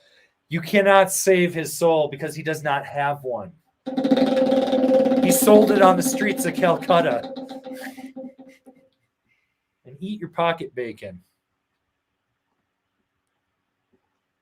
Okay. Let's see. Boy, where are we? Boy, we're really out in the weeds. You know that? No. These questions. Cool. All right. So we're going to take this one from Daffy John. Another dumb question. When talking yes snowboards, what does the Uninc in the model name mean? Cheers. Give him the answer. Unincorporated for one, but it's pretty much like their pro line of their models, where it pretty much is like the meat and potatoes of what their pros wanted, their owners, founders, all that jazz. It's just a little more beefed up of a version with all of like the fancy bells and whistles. Yeah. Well, and the other thing is it throws back to when they all, so DCP, Romain, and JP all rode for Burton, and they had their own line inside the Burton line called the Uninc series. So they carried that over with them when they were let go from Burton and started Yes Snowboards too. So it's kind of an homage to the history of how the brand came to be as well. So you got a few things going on with that, but yeah, they're the beefed up versions. And spray them all. Spray them all. TC, do you like spraying people? Yes. That's exactly. Especially with that wet, heavy snow, where it's just like a boulder coming at them. That's just funny to see. Let's see.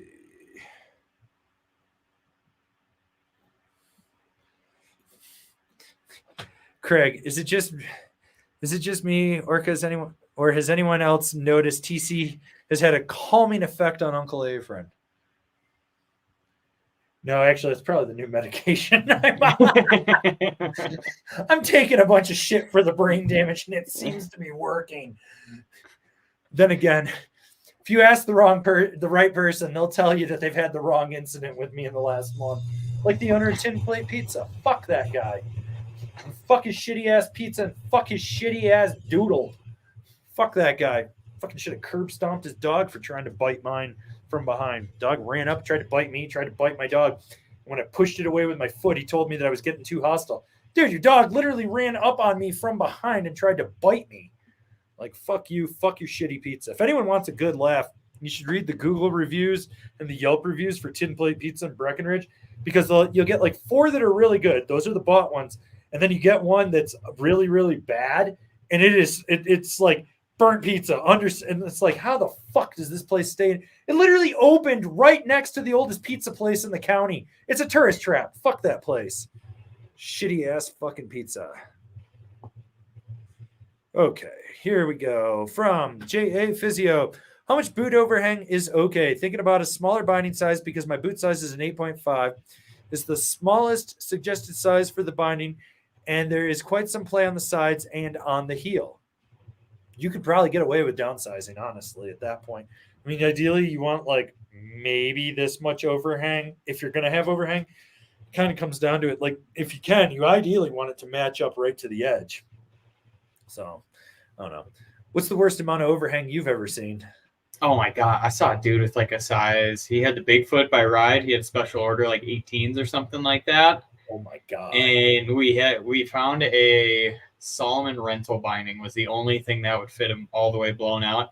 And he still probably had about this much overhang.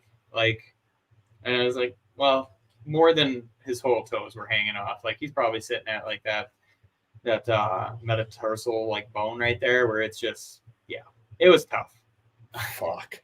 Just go to skiing, man. Like, dude, so I encountered a guy at Copper. He had to have been like 6'6" and probably a size 14 foot. He had a boot that fit him, but his board binding combo looked like he stole it from his kid. And he had easily this much toe overhang, and his heel was probably sticking out at least this much on it, to the point, like, I was looking at his straps. They were toe caps that he had with one click over the top of his foot, and his heel strap was only in with like 2 clicks. And I watched him try to get his back foot in, and how he was doing it was he was just grabbing and pulling it as hard as he could till it would click once, and then he would try to refit once more. Like, that shit was fucking gnarly. So yeah. Okay, let's scroll up, take a few more questions from some of these people we probably missed. Let's see. We'll take this one from Steve Kettler. Based in Seattle and planning a 3 to 5 day guys trip around in March. Thinking of flying into Steamboat, but open to options on Icon. Where should 10 rad dads go? Steamboat's solid. I mean, And especially that's a if you're good flying in. And you're flying straight in. I mean, depending where you're staying, you're probably walking distance to the base area, if not a quick shuttle/bus ride. You got plenty of nightlife. You're far enough off the beaten path that you're not going to deal with any real bullshit in there. Steamboat, I mean, March, typically the snowiest month of the year for Colorado. Although I feel like it's late March to early April these days. But yeah. But I mean, yeah, if you're flying in there, if you're renting a car, take a trip down to Copper if you want. But like, I mean, there really should be no reason to leave Steamboat because that's a good mountain to have like 3 to 5 days on, and you're totally set. Like you pretty much made it everywhere in that time. Yeah. Fudge Dread, any experience or thoughts on the Amplid UNW8? There's a review of it in the Amplid playlist. Go check it out. Okay, what else? All right, we'll take this one from Craig. Nighthawk Gamma, easy to butter and freestyle, or is it more of a stiffer all mountain? No, the Gamma is a solid twin asymmetrical board. It's got a big press spot in the nose and the tail from the cam rocker. You're fine. So yeah. Okay. Let's see.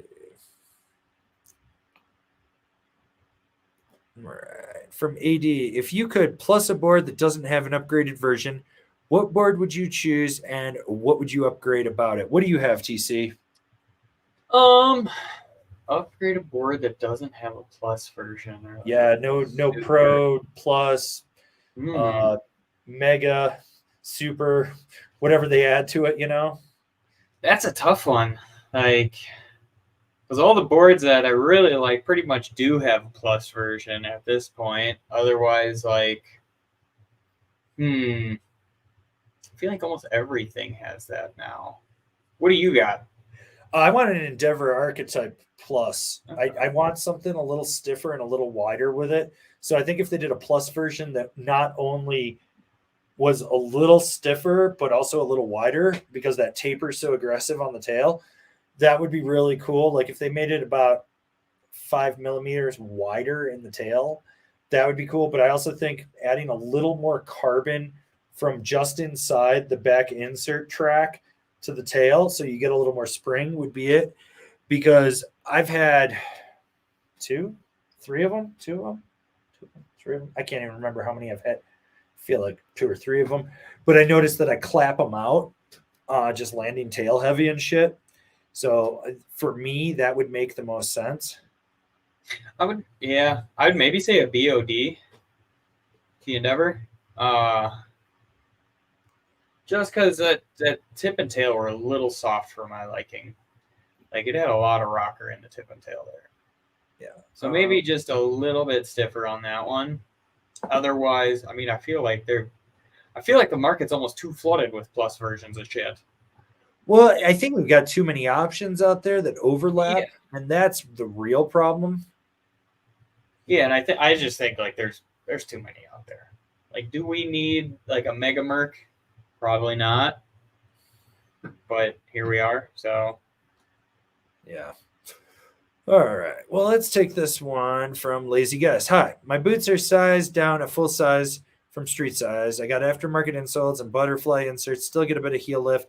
Anything else I can try, or should I try half size down? No, as long as the length is it just means you've got a really thin heel. So you got the butterfly wrap in there, put a J-bar on top of that, or you might need to put a tongue shim or something in the front. You just need to suck up more volume at this point. That's really what it is. So, Okay. Let's see. All right, we'll take this one from Josiah Bartle. Any tips for binding maintenance, or is it just as simple as getting some WD-40 and greasing them up? Could be that. I mean, if they're sticking, although I really wonder if they're sticking, if you're not wiping your shit down, because it would be rusting. The other thing would be if you take any of the screws out, put a little clear nail polish on the threads and see how those pan out for you. All right. We're going to close out the poll right now. We had 220 votes. And let's see. What did we finish with here? Where'd it go? Hey. Uh-oh. We lost the poll. We lost the poll again. This is bullshit. Fuck you, YouTube. You suck. Oh, man. Where did it go? I don't know where it went. It's gone. Oh, this is not good. This is not good. I was hoping that we would get that. But it went MIA on me. I don't understand. I don't understand where it went. Why does it do this to me, TC, all the time? We're betting like 50% for this working. All right.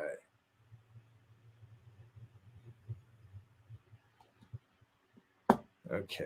Let's see. We got this one from Darcy Hargreaves. Is it worth spending money on expensive bindings, or does it make no significant difference to the average guy? I mean, $550 binding.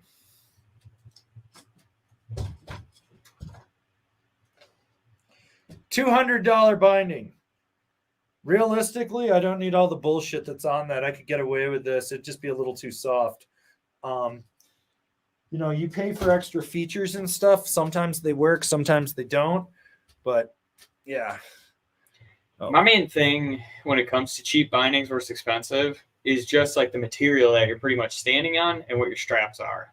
Yeah. Like, make sure, like, if you're going into a shop to buy it, make sure it's not like the squishiest foam ever out there, because what's going to translate is once you strap down, you're standing on it, your boot's going to compress that. You're just going to be standing on the board. You're going to feel all those vibrations, all that shit.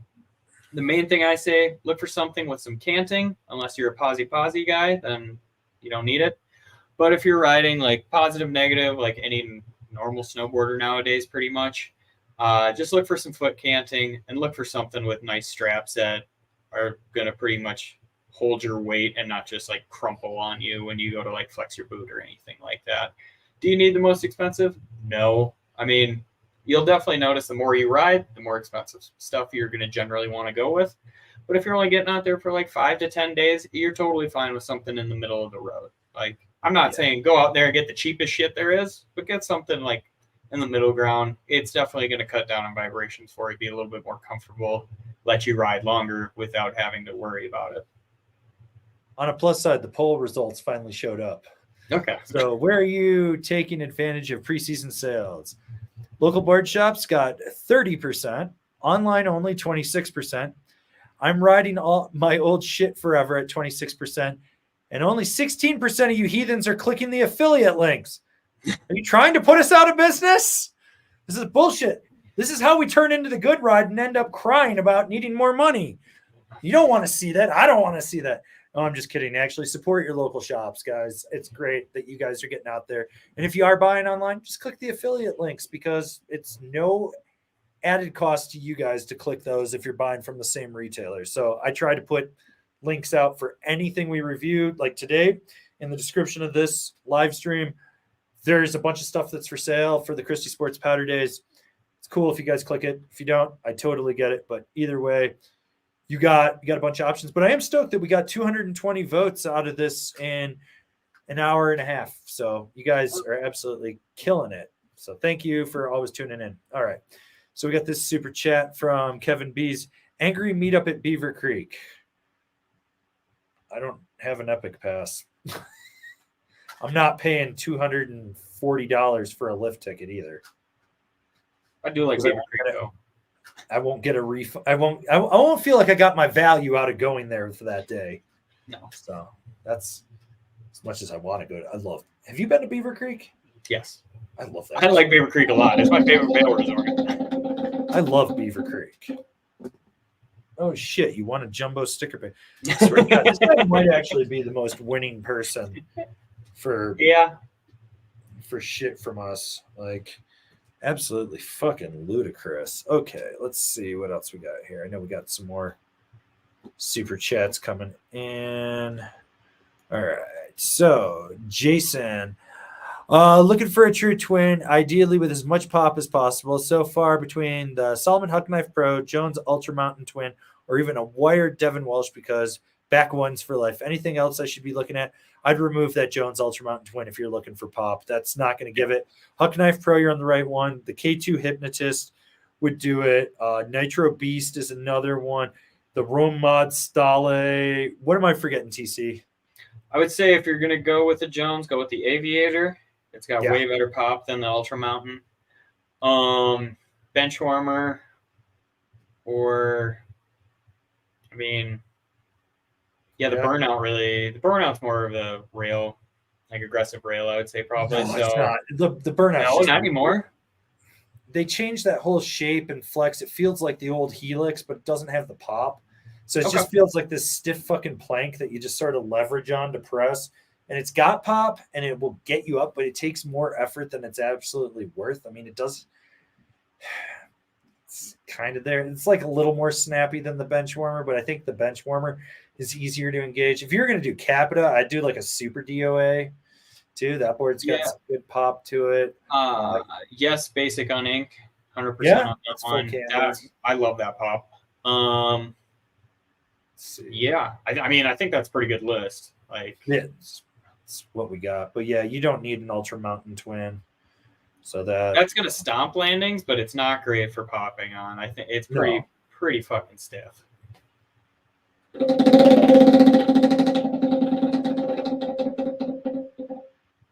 All right. Well, the next question is for you. Okay, let's see what we got here. Trying to find something.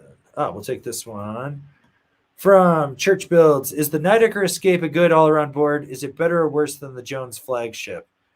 They're two different categories. The Escape is kind of your all-mountain freestyle, and the Flagship is your all-mountain freeride.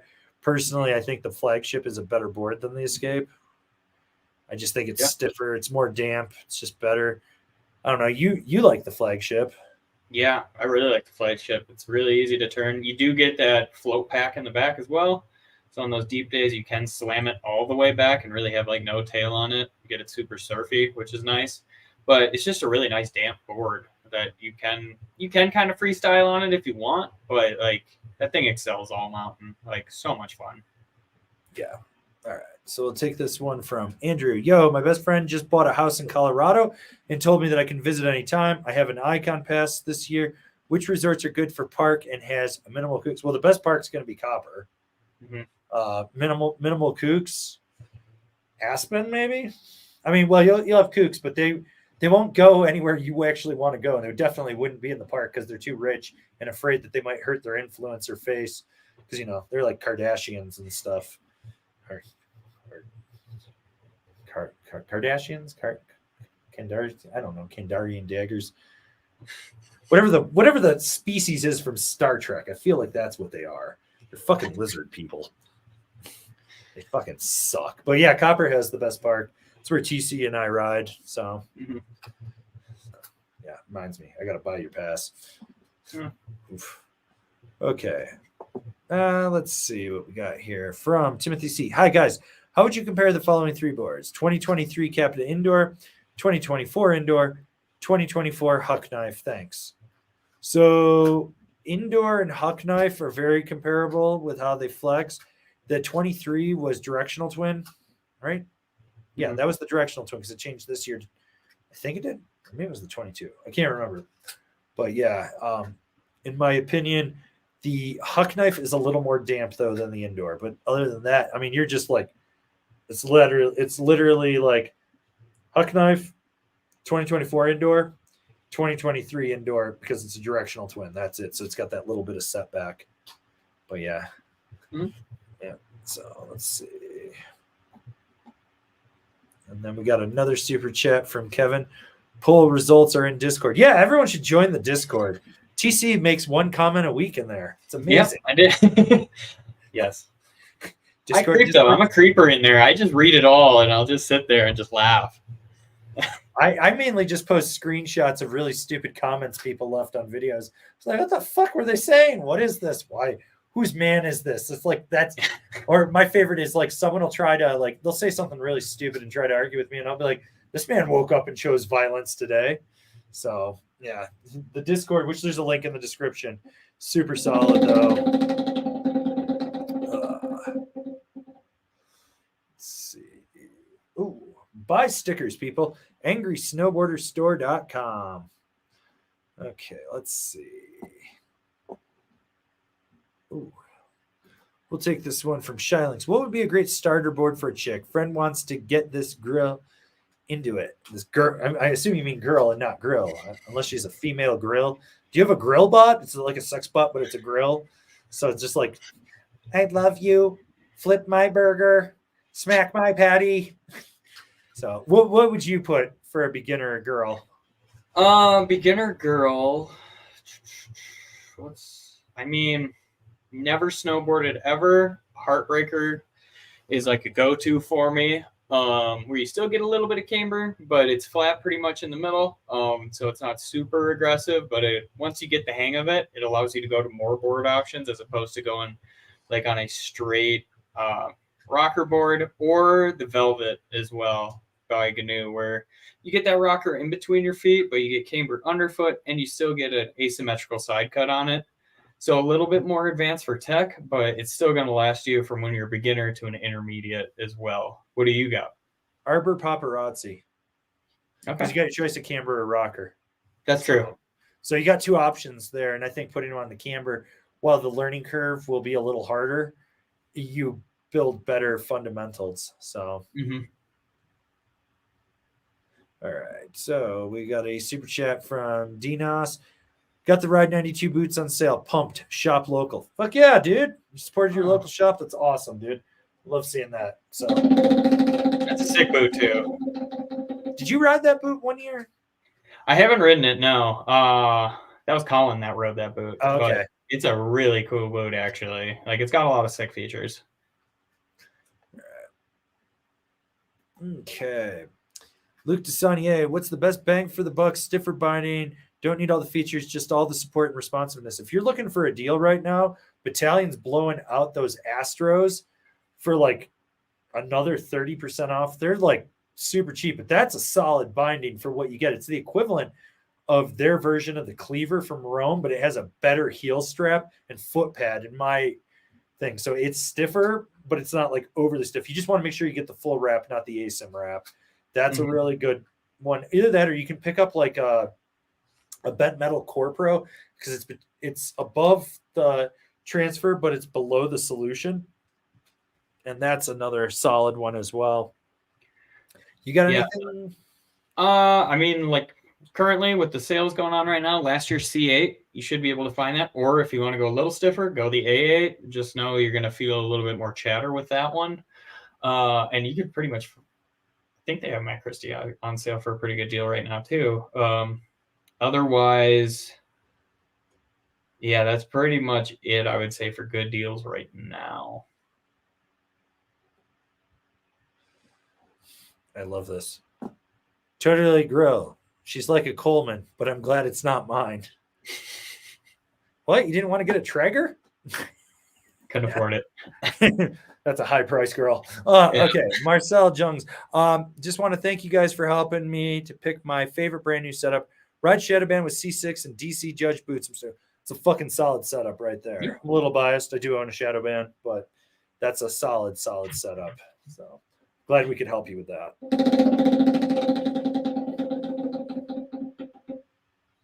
Oof, loser. Ouch. All right. And then we got City Star JC. A Ride C6 is a good pair with the Ride Twin Pig and a Battalion Evil Twin. I think so. Yeah. I would say so. It's a solid, definitely for the Twin Pig, 100% on that. Yeah.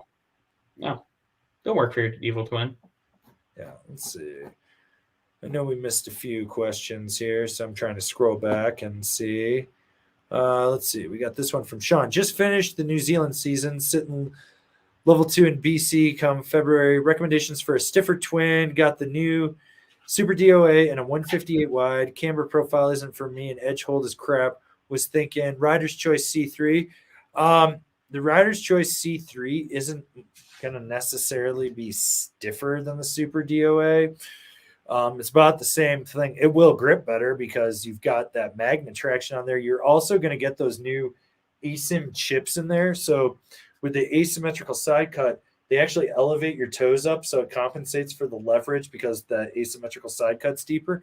So it is a cool board like that. It's not a bad choice. If you're looking for a stiffer twin, though, you might like a LibTech TRS instead. That's stiffer. Yeah, so, but it is a C3 camber profile. So, all right. Let's see. Looking for some more questions. I don't know. I feel like we're slowing down.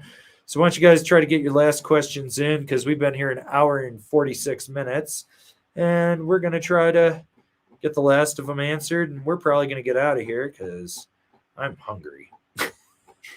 All I had to eat today was SpaghettiOs and a bagel because I'm a 40-year-old man. Oh, big boy. I'm a big boy. I eat SpaghettiOs for lunch. Okay. Thomas Acosta. Hey, Angry. I have a pair of Rome Katanas. I'm wondering if it'll pair with a 2023 Mega Merc or if it will be underpowering for that board. No, that's a solid setup. I wouldn't even worry about that. Let's see. Let's take this one from Joe Jaskoviak. What do you think makes ideal Almond Ice Coast boards? Not talking Edge Tech for melted and refrozen chunder side cut, flex, torsional, camber profile, dampness response. Thank you. Big thing is sharp ass edges. So you want sharp ass edges. Like you just want to keep your edges sharp. That's a big one. In there, I do find that like if I move back to the East Coast, I'd probably go to a ride slim wall board like all the time because that slim wall is going to grip a little bit better on the sidewall when it's on edge. It's also going to have that response of the carbon in there, and it does have solid dampening. What do you think, TC? Well, yeah, I would stick with that ride slim wall, especially because of the carbon that they have in it, the X layup, where you could still torsionally flex it but keep a good edge hold. Otherwise, yeah, I mean, even the K2 where it has not the same type of edge, but like in the nose and the tail, they have like that cap construction that allows it to get over easier and like initiate that edge hold a little better. So something like that. But I'm definitely going on a stiffer board just so if the board's too soft on like icy conditions, you'll feel like the chatter will almost like make you skip your edge out or something like that. Where I'd probably go with like a stiffer, a little bit more aggressive board just to hold that edge a little bit better. Yeah, and I mean that's the thing. Like you kind of want a little stiffness, a little dampness, and full camber. Full camber will help you so much. So you know that's kind of a huge thing right there too. Let's see, and we got S. Scott 1986 Oktoberfest, which is coming up in Breckenridge from the 15th to the 17th. Once TC gets settled into moving into the new place up here, we were talking about doing like a little meetup for anyone around Colorado that wants to come up. I got to talk to Mick and the boys at Castaways just to make sure we can get like a little table or something for some happy hour, get ourselves off the street while the drunk people are doing quite. Nothing good happens at Oktoberfest between 3 and 5 on a Saturday. It just doesn't. It's just something bad always happens then. So, but yeah, so I think we're working on something. We'll know more closer to the first of the month because for us, it'll be really easy to just be like, hey, we're doing it. And then, you know, everyone else will be like, oh, I want to come or I can't come. So, you know, that's kind of where we're at with that. Okay. Well, you won yourself a small sticker pack, sir. Shoot me an email, info@angrysnowboarder.com, and I'll get that in the mail to you this week because I'm actually doing a bunch of stuff. Let's see. And then, or Ian's asking for that Christy Sports code again, which, what was it, like welcome back 20 or something like that? Is that the code? Okay, so It was welcome back 20. I was trying to remember off the top of my head. But yeah, so for the Christy Sports, they're doing 60% off for the Powder Daze sale. The press release said the 24th, but when I started reading it, it looks like everything takes place on the 25th. But I think that they've got stuff already marked down on their website from digging around today. I don't think it's really going to, and you can get the wheel spin when you go on their website and stuff. But yeah, it's going to run from basically today through Labor Day. So we're going to be pumping that. We want you guys, because there's some screaming deals. Like TC mentioned earlier, tons of Volcom, like 50 day. Some of that stuff, I swear to God, is 80% off in there. And then I was looking at like goggles and stuff, and you're getting 50 to 60% off goggles. So $140 pair of goggles for $60, $50 isn't bad. So, I tried to put a few links down in the description of this, but yeah. So use welcome back 20 at checkout and save yourself $20.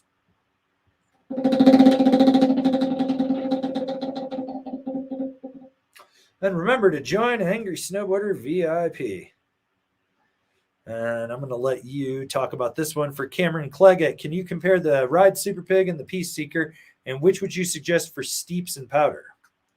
So the difference between the boards is your Pea Seeker, it's going to have more side cut to it, where it's going to turn a little bit faster.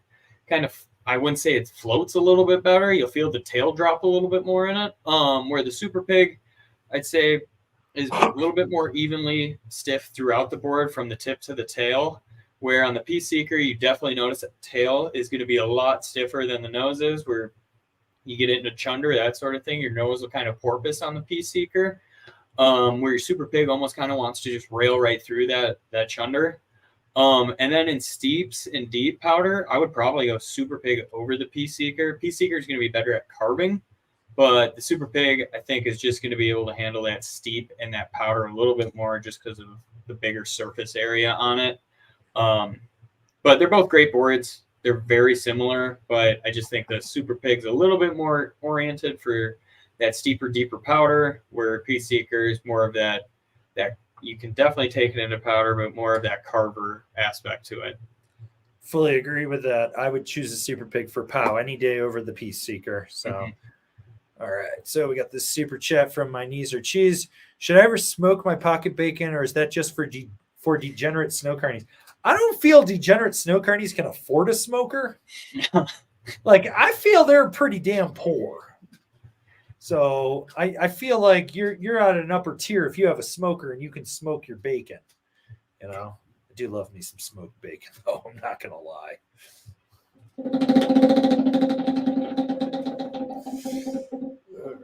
Eat your pocket bacon. That is absolutely appropriate. Okay, so we got this one from Liam Lewis Jones. Top Quiver killers looking for a board for a season in Japan. We'll probably buy a POW board out there, but want an all-mountain, primarily leaning towards the Capita Mercury. Mercury will work. I mean, at that point, if I was over in Japan, I'd ride the Kazu. Mm-hmm. I think it's your big mountain powder Mercury, and I think you would get more out of that. I would probably actually do a Jones Flagship, that Borealis artifact that I talked about earlier in here, a Ride deep fake, stuff like that, something with minimal taper, but it's just going to be good for that all around for when you don't get the super deep days. So, yeah, I'd say Stratos by Jones, or even a Berserker by Ride, possibly even. Just if you want to go with directional route, give it a little bit more directional. Yeah. Especially if you're getting a powder board. Yeah. All right. So we got this one from web number 11. Best union binding for the new 24 Huck Knife Pro. Thanks, guys, for another great live stream. Force. Going Force on that one. That's going to be literally, in my opinion, the best binding for that. Like, I wouldn't do anything else from Union for that board. You wouldn't go an Atlas just to match? Atlas would be overkill for that, for just the regular, or for the Huck Knife Pro. I still think that's overkill. I think the Force will be better. But, I mean, if you want something stiffer, you could go with an Atlas. But personally, I think that new Force is good. Okay. And we got Jake Schwab. What's a good all-mountain board with the most pop for jumping little fat skier kids? Mega Merc. Aeronaut. What's up? Aeronaut. Yeah. If you're jumping over kids. Let's see. Like if you were doing Jones, what's the board Kenny rides? I'm drawing a blank. Aviator. Right now. Aviator, that's it. Yeah, the Aviator 2.0. That would be good. Huck Knife Pro from Solomon because it's got the better pop. If you're doing ride, I'd go with an algorithm. You know, something directional twin really is what you ideally want. Yeah. Yeah. All right. Let's see. Just trying to see. Okay, we got a super chat here from Sean. I fucked up and bought into the hype. Need recommendations for a 158 wide super DOA replacement. Was it too much board for you? Yeah. I don't know. That's actually a good board. Like I like the Super DOA a lot. too. I own one. Like you can ride the whole mountain on it in twin form. It's solid. Yeah. Like unless you're saying it's too much board for you or there's something you don't like about it, suck it up, Buttercup, and ride. Like I hate to tell you that this way, but that board is not a bad board. Like it's got a good side cut, a good base finish. It's got a ton of pop to it. You can ride it all over, you know. I mean, yeah, like Torgstein used it as a natural selection board. So we don't know what's wrong, what you don't like about it. So we can't really recommend a replacement for it. Like that's our problem right now. So, okay. All right. We'll take this one from, we got to give him a spin first. Can't wait for Black Friday when I forget to give like 40 people spins and everyone bitches. Well, Sean, you won yourself a jumbo sticker pack, so you could cover that DOA with Angry Snowboarder stickers. So just email me info@angrysnowboarder.com and I'll get that in the mail to you this weekend. But we're going to take this question from Isaac. New Solomon Sleepwalker Union Ultra is a little out of my price range. I got a good deal on the Burton Missions or the K2 lineup. Which would be better? Lineup all day. So, yeah, don't even waste your time. So, yeah. Okay, and we got one here from Tyler Busey. I've only ridden Cartels since 2018, looking for something new. I have a black Snowboard to Death Navigator and looking at a new Resort Twin. What should I look for in a new binding? Since you've been on Cartels, I would say Force, but because you got a black Snowboard to Death, you might need something with more power. That would be like an Atlas. Otherwise, I think like